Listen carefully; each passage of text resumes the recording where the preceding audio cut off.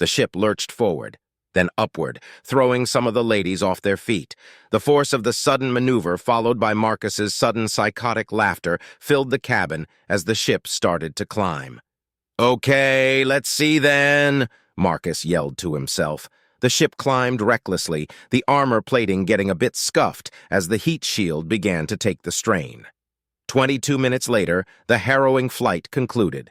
"Ladies and germs, I hereby welcome you to a place known as high orbit. Please take a look at the starboard side, and you will realize that high orbit does in fact mean space," Marcus yelled over the ship speakers. The shock of Marcus's sudden aggression was replaced by a state of absolute awe-struck amazement. For the first time, Serenai was seen from space by a local. A mixture of emotions ran through the group, from the highest to the lowest. The beautiful emerald-green forests contrast in a work of pure art with the sparkling blue oceans and gray cliffs. Sarah spots her home village from behind the clouds. Jacqueline can see the mountain, spots of gray and black indicating a developing storm. Ariana could see the canyon that was her home. Tamara's eyes sparkled as she saw the sparkling blue spikes of magical ice that was the Snow Kingdoms. "Take it in, people. Take it all in. Look at it. That's your home. Take it all in." "All of it," Marcus said, emphasizing his words. "Now look at this," Marcus said, and swung the ship to the side. The elves were given a perfect view of the starlit skies, the twin moons close up. Every pockmarked crater and scar from meteorites in perfect, clear-as-day view, all with the backdrop of a staggeringly massive number of stars. It was nothing short of magnificent, but Marcus had a motive for this, and he approached Leliana, the Magister. "All right, here we are in space. No gravity well, do magic, let's see if it works in space," Marcus said. She looked at him blankly for a minute. "Wow, okay, straight to it, oh, wait, I know one I can use, let me—" She scrounged around in her pouch and produced a scroll. She aimed it at Marcus and silently cast the spell engraved on it. Nothing happened. Nothing, not even the scroll disintegrating as it should. Nothing. She tried again. Still nothing. What?" she said. "Ha! I knew it! Magic doesn't work in space!" Marcus said, laughing to himself as he returned to his seat and began re-entry procedures. The group once again tumbled to the floor from the rough ride, and Marcus continued to psychotically laugh to himself as he flew his ship. As soon as they were back in the planet's atmosphere, Marcus went silent. Marcus? Are you okay?" Saris asked as she picked herself up off the floor. "Marcus is unavailable for a bit," Arcturus said. "He's gone into something of a psychotic episode. He's entered into a VR simulation for a while to try to relax." "What the— Why?" Valencia asked, as she fluffed her dress, clearly unamused. "The entire string of events from Saris's first meeting in that clearing up to now has taken place in less than 17 hours. The stress of the situation has finally made him snap. From the initial stress of potential legal ramifications, right to having so many royalty in one place and therefore the responsibility of their safety. To top it all off, he recognizes the other human ship that has entered the system, and has had to essentially end his retirement as a result of this entire situation. He is a bit—" Marcus, despite being in a simulation, suddenly bursts into a short bout of psychotic laughter, twitching in his chair. "He is a bit unhinged right now. He'll be fine in a few hours. He just needs to blow off some steam. Frankly, I think he needs it. We are returning to base and will be there in a few hours. I would suggest returning to your cabins. Marcus needs to be left alone for a bit," Arcturus explained, opening the cabin door. The group of women walked out to the sound of Marcus growling like a demon as he relaxed in his simulation. Arcturus resumed flying the ship effortlessly. Sarah stopped just outside the arboretum door and looked at a camera lens mounted on the wall. "Arcturus," she asked weakly. "Yes?" "Are you able to handle the ship by yourself? If you can, why does Marcus fly?" she asked. "A good question. Marcus handles the majority of primary operations because he insists as such. The human element to operation allows for some interesting problem-solving. Creativity and insanity go hand in hand after all. Marcus's primary reason for handling the majority of operations himself is, I don't want to be lazy and have a machine do it all for me. I'd rather do my part and pull my weight. At least as far as I am aware. We may be connected mentally, but like me, he has allowed his secrets, and I trust him not to pry into mine," Arcturus replied. Oh, oh, well, do you have any idea why he's so aggressive towards us?" Ceres asked as she sat down at the large bonsai. "I won't say. It's better he tells you, but whether that happens or not is entirely subjective to the coming days. Corsairs have a very, very intricate culture. It's easy to explain, but it isn't the time or place. Please try to relax," Arcturus said with a happy tone in his voice. Ceres went to the arboretum with more questions that she started with. Stripping to nothing, then sat on a pillow in front of the large tree dominating the room and began to commune with it. Arcturus was watching, checking the energy readings in order to try to understand magic in some way, as Ceres caused the tree to grow slightly taller and start blooming small white flowers. "Fascinating," Arcturus idly quizzed as Ceres did her thing. "Pardon? Humans have all but perfected the art of terraforming. Entire planets can be turned from empty, atmosphereless barren wastes into primal forests in a matter of a decade. I have seen growth acceleration before, but not quite like this," he said. "They do that. They change whole worlds?" Ceres's concentration broke, causing the magic to dissipate. Arcturus deployed a holoscreen for her, showing her a time-lapse of a colony planet undergoing terraforming procedures. The planet started as a gray, empty planet of broken dust and nothing to speak of save asteroid impact craters. A massive fleet of thousands of ships of very strange design began to swarm the world. Asteroids in the local belt began vanishing, some of which deliberately impacted the surface in a spectacular show of explosions of ice.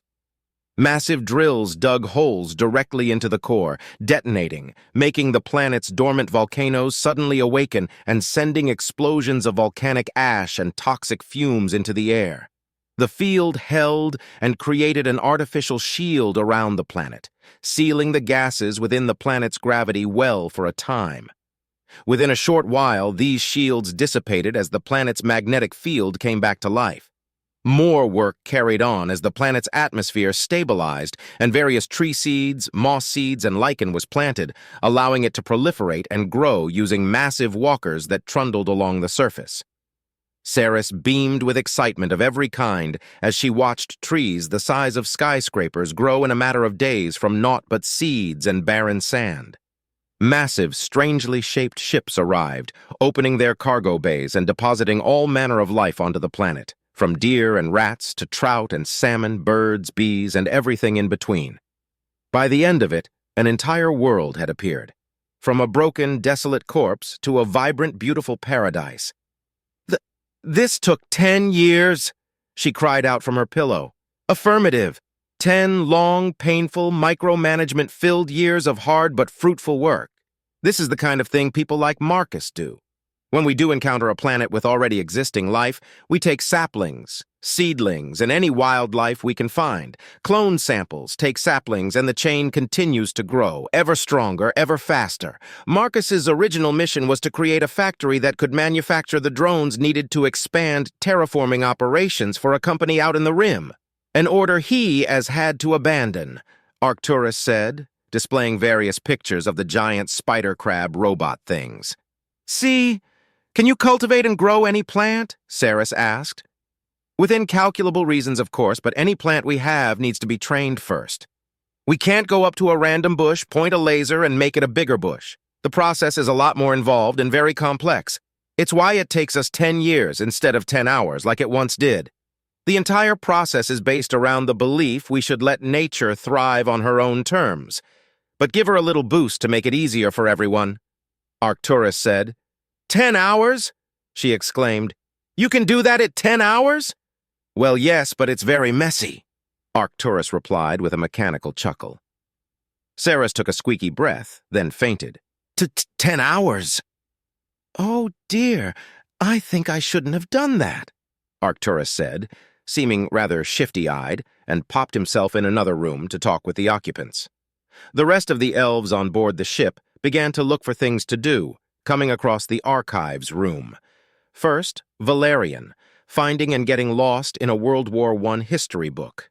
Then, Taurus, getting his hands on a book for plumbers. The guardsmen found various texts involving Caesar, Sun Tzu, Plato, and many others. The ladies began to look through the VR suites and watch movies, videos, or other things, traumatizing poor Jacqueline with a documentary on the Battle of Stalingrad. With Arcturus concentrating on the ship's operations and Marcus effectively out of action due to psychosis, the elves began to learn a lot more about human history than generally intended. After 2 hours of flight time, increased due to the detour, the elves knew more about their new human friends than really anyone wanted to know. The kings deep in thought as to just how completely bugger-fucked they were if humanity decided to turn against them, or worse. King Edward quietly sat in his seat as the scope of the factory and the stupidly huge scale of Marcus's flagship became clearer as they approached the ship's main hangar. "Arcturus, may I ask you something?" he asked, the tone of his voice sounding more than a little distressed. "Affirmative, your query?" his robotic voice said. "Is it possible, if at all, for us to simply outright surrender to your alliance?" Edward asked, drawing the immediate and frantic attention of his guardsmen. "Any proposal of surrender to the Federation at this point would be impossible. It would simply be rejected. The star system would be quarantined and all contact cut until you either face extinction or simply make it off-world yourselves.